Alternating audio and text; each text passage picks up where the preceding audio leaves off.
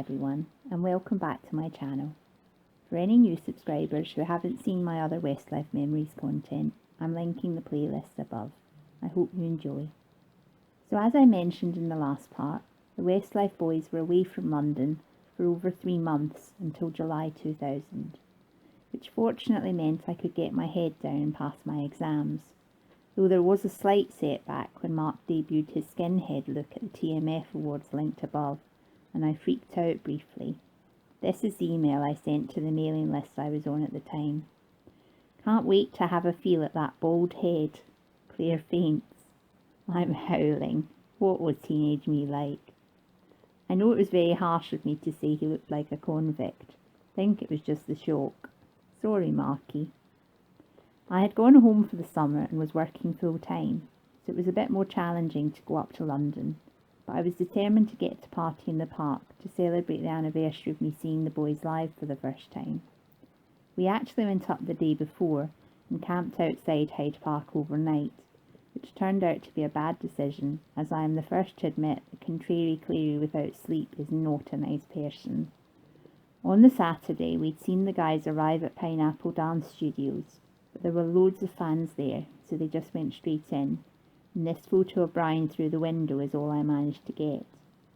Foolishly, we decided to believe a tip we'd had that they were staying at the Landmark Hotel, so left Pineapple before they did, and stood outside that hotel for hours without seeing them.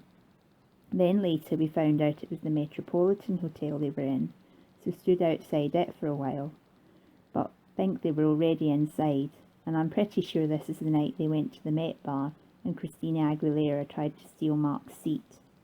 See the interview linked above. So then we went off to camp outside the park gates, got zero sleep, and in the morning it turned out the pit, which was massive that year, was for competition winners only, which Capital hadn't announced at all. So we were basically as far back as I'd been the year before.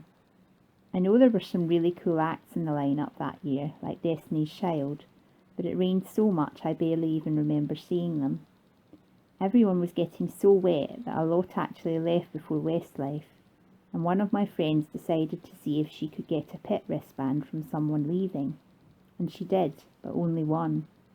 I hadn't realised her strategy was to then pass it back to me once she was past security, so I lost my temper with her. Sorry if you're watching this. Fortunately she forgave me, and we successfully did the swap, but then my school friend who was with us refused to break the rules and take it from me, so I felt terrible leaving her outside.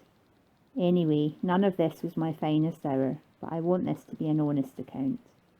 It was lovely to see the boys again, even though Mark had freshly shaven his head just when it had been starting to grow back. I also wasn't very sure of Brian's new look, and especially not him having both his ears pierced. We all got separated when leaving, and somehow one friend saw Westlife getting into their car, but I missed it. Though at least my school friend got to meet Jay from 5, which made me feel a bit better about leaving her outside the pit. I noted at the time that he was lovely, and I don't know where I'd got the idea that 5 were arrogant.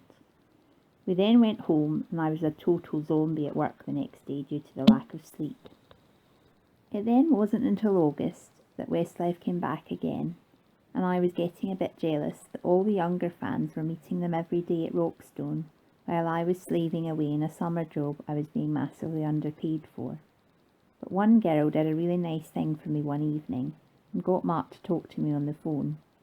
I was a bit braver by this point, and remember asking him about recording with Mariah. It was so nice to hear his voice. But of course that wasn't enough, so a few days later I somehow got out of work slightly early to go up to London. Unfortunately, that same fan decided to go silent on me and refused to tell me where she was. It later emerged she and a few others had a bird's eye view of Kane doing this Shirtless photo shoot for Smash Hits.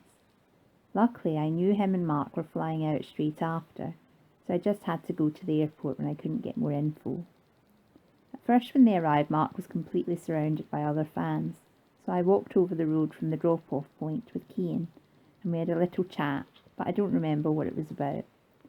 Then I had a chance to be the only fan with Mark in one of those revolving doors that have space for more than one in each section, but I lost my nerve at the last second, so just went through the normal door. silly Clary. Once they had checked in, I had a little chat with Mark and thanked him for talking to me on the phone earlier in the week, and I got this photo. You'll see I'd had some corrective work done on my hairdo by then, but still don't love this photo because of my jaw. Marky looks gorgeous, but as you can see, he was sadly wearing a hat, so I didn't get a feel of his lovely shaved head. Join me next week when I make my first attempt to meet the Westlife guys outside London when they turned on the Blackpool eliminations. Bye for now.